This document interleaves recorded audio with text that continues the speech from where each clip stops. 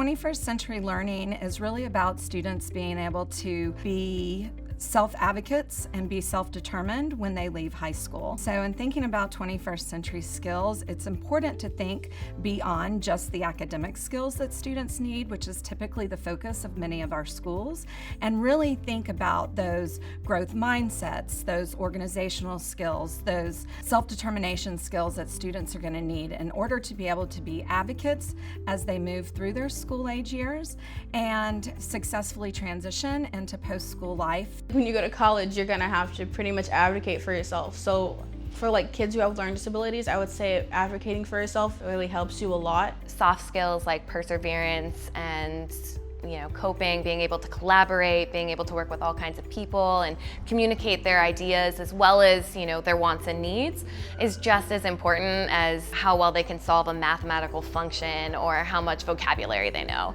The students that I work with struggle with executive functioning skills. My goal is to not have them be masters of executive functioning. My goal is to give them the supports that they need so that when they struggle with executive functioning here at school or next year in high school or in life, that they have some supports that they can rely on that they know are going to help them through being able to complete a project. Would you like a 3-hole puncher? Put those away? All right, there's one on the shelf over there. You could get one. In my executive functioning class, we have a checklist that we use every week when they come in, and each week they practice the same skills. And my hope is that they will develop habits after continued practice every week. One of the things I teach during this class is how students should self-advocate. I will explicitly teach them how to write an email to a teacher.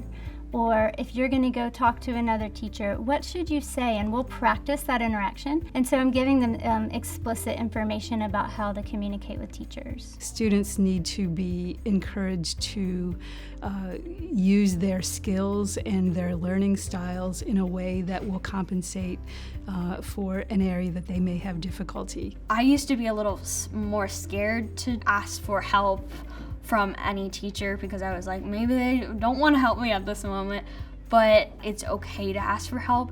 Student empowerment is probably one of the most important things that we can do as teachers to ensure that students gain the independence that they need to have the autonomy to be self-regulated learners and to really be able to be successful adults. When we're creating safe and welcoming learning environments for our young people, that also means that we create the conditions for them to be able to learn how to advocate for themselves, understand how to be able to take in information such as feedback, but also be able to know how to be able to share that back and say something's working for me, something's not working for me.